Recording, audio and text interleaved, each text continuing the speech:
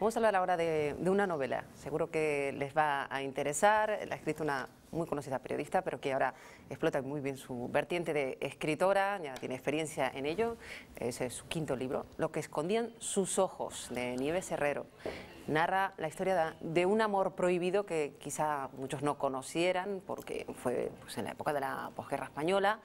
De Sonsoles de Icaza, que era esposa en su momento del marqués de Llansol y musa del modisto Balenciaga, y Ramón Serrano Súñer, ministro de Asuntos Exteriores, cuñado de Franco, muy conocido en la época. Es la base de ese último libro de Nieves Herrero, que estos días va a presentarlo aquí en Canarias.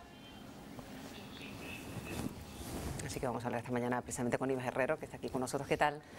Muy bien, encantada, me estreno con vosotros, así que un saludo a mis islas, a las que añoraba.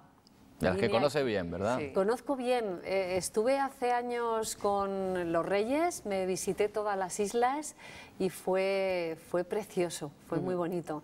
Y luego yo me casé y me vine aquí de viaje de novios. Era una época en donde todos los españoles nos veníamos aquí de viaje de novios. Pues y yo encantada. Ahora he regresado como parte de esa gira presentando una novela que está teniendo muchísimo éxito. Sí. Narra un capítulo muy concreto de una persona muy conocida en su momento, pero quizá no fue tan conocida, aunque en los círculos sí se comentaba, esa relación que mantuvo, lo que conllevó para esta persona, y esa es la base de una novela que se lee además muy fácil porque tiene ese enganche de esa historia de amor por medio, ¿no? Sí, la verdad es que la censura se encargó durante muchos años en tapar esta historia. Fue una historia de amor tan importante que fijaros que Serrano Súñer, que era el ministro más fuerte, más poderoso de aquella época, hablamos de los años 1940, en plena posguerra, el hombre que se entrevistaba con Hitler, con Mussolini, con Churchill, con Roosevelt.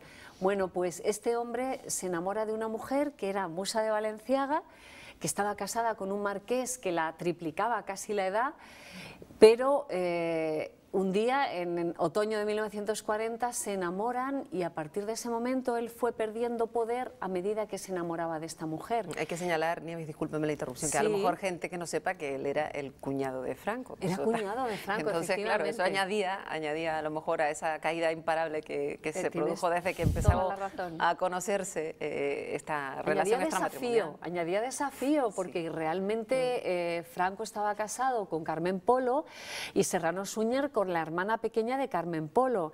Eso quiere decir que ese amor realmente fue un reto, un atrevimiento, pero cuando los rumores se hicieron cada vez más fuertes, es verdad que él fue perdiendo poder hasta el punto de que cuando nace la hija que tuvieron los dos fuera del matrimonio, pues a los 3 días él es cesado de forma fulminante como ministro de Exteriores.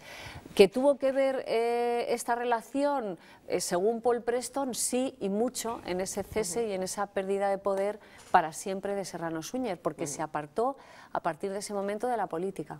¿Y nunca le dio un toque Franco a Serrano Súñer, decir, antes de cesarlo, decir, oye, que se está hablando de esto, a ver qué va a pasar? Sí, hubo toque, como tú dices, pero y Serrano Súñer, por supuesto, lo negó. Y bueno, pues siguieron las cosas como aparentemente parecía que estaban, pero ¿cómo puede renunciar a la pasión?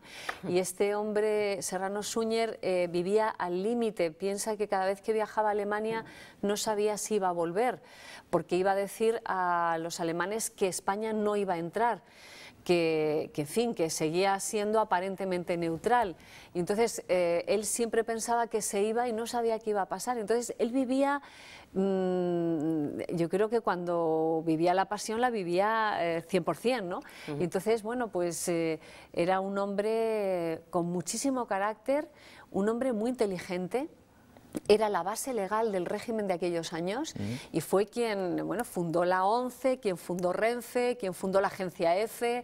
Era un hombre que puso muchos pilares en... Usted ha encontrado dos personajes prácticamente hechos, y no es restar méritos, pero es que la novela no sé si estaría ahí porque habría que hacerlo y todo, pero los personajes, releyendo un poco el libro, tienen una fuerza impresionante. O sea, allí está esta persona y después está ella, una mujer guapísima en los años 40 y además muy adelantada a su época. Totalmente adelantada. Ella era una mujer que frecuentaba, pues sus amigos eran Ortega y Gasset, era Juan Ramón Jiménez, Álvaro de la Iglesia, Miguel Miura, ese era su entorno. Y ella era una mujer que iba constantemente a conferencias, acudía a conciertos, o sea, era una mujer que la cultura le interesaba mucho. Su hermana era una escritora de éxito, de novela romántica, Carmen de Icaza, y realmente todas las hermanas Icaza tenían, su padre fue cervantista, era el autor de esos versos que dicen no hay cosa peor que ser ciego en Granada.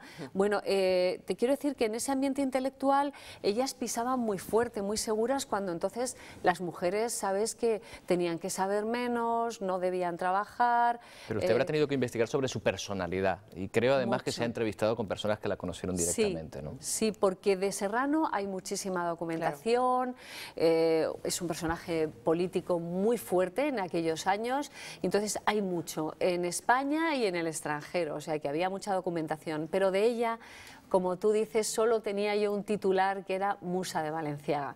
Con eso, ¿cómo puedes escribir un libro? Entonces me tuve que ir a personas cercanas, a gente que la conoció, pues a modistos como Elio Berhanger, que la vistió cuando Valenciaga ya dejó de vestirla, porque dejó de coser.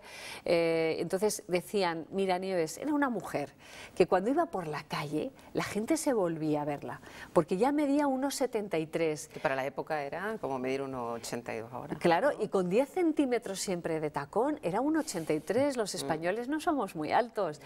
Y entonces ella miraba a la gente hacia abajo, o sea, y a ella la miraban hacia arriba. Era una mujer de rompe y rasga con mucho carácter, como estabas diciendo.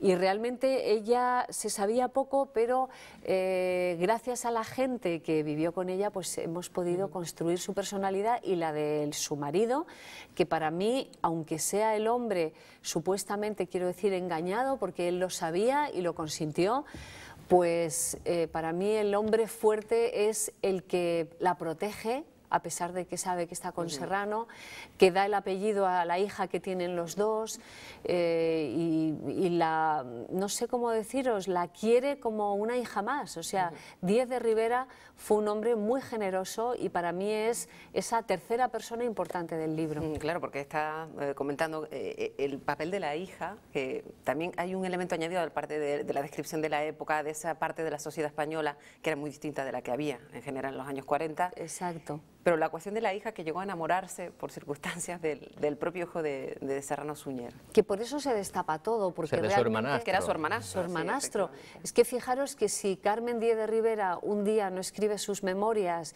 y dice que se enamoró del tercer hijo de Serrano Suñer, hoy no sabríamos nada, porque esta historia la hubiera enterrado la propia aristocracia. Pero ella, al confesarlo, pues realmente destapa otra vez algo que ya era un rumor que estaba en la calle, ¿no? Y realmente tiene tanto una novela ella como sus padres, porque claro, enamorarse perdidamente del hijo de Serrano Suñer, con el que ha jugado desde niña, con el que ha compartido tantas cosas, y cuando están haciendo los papeles para casarse, precisamente Carmen de Icaza, la novelista, le dice que no se puede casar porque es su hermano. Bueno. Ni tan siquiera se lo dicen sus padres, no pueden decirles esta noticia. Entonces ella en ese momento cree que su vida se acaba y realmente nunca se casó. O sea, fue una mujer que siempre hubo rumores de que si estaba con Suárez, en fin, con este, con el otro, se enamoró muchas veces, estuvo a punto de casarse, pero al final nunca dio el paso. Ella dijo que como aquella vez no se enamoró jamás. Está en la novela, y luego han tenido el detalle de poner esas fotos que sitúan a los personajes, porque es verdad que es una historia que a muchos les suena, pero muchos jóvenes pueden introducirse en la novela y ver la cara de los protagonistas.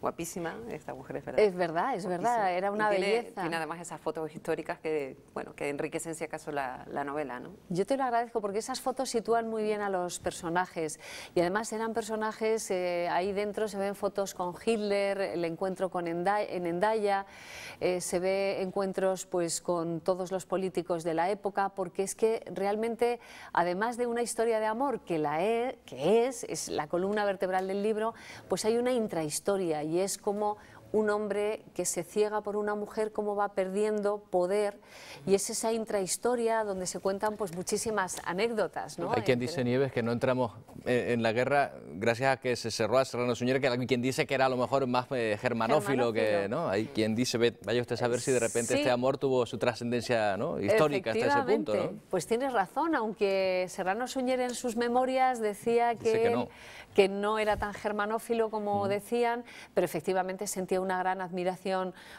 sobre todo por Mussolini, que mantuvo amistad pues hasta que Mussolini acabó como acabó, ¿no? Pero realmente él, cuando fue cesado, se convirtió en el Pepito Grillo del régimen, se apartó tanto de Franco que empezó a criticarle tantísimo que en alguna ocasión Franco dijo: a este hombre habría que confinarle en algún punto de España donde no vuelva a verle. Qué peligro, qué peligro. Bueno, en fin, una historia apasionante que nos está interesando contándonosla aquí, o sea que hay que leerla sin duda. Presentación hoy en Santa Cruz de Tenerife y mañana en Las Palmas de Gran Canaria. Esta tarde, efectivamente, en el Corte Inglés. El que quiera, por favor, que venga, que estaré dispuesta a hablarles, a firmarles a lo que quieran. Os agradezco mucho el que me hayáis traído aquí. Gracias, Nieves Herrero. A vosotros, un abrazo fuerte.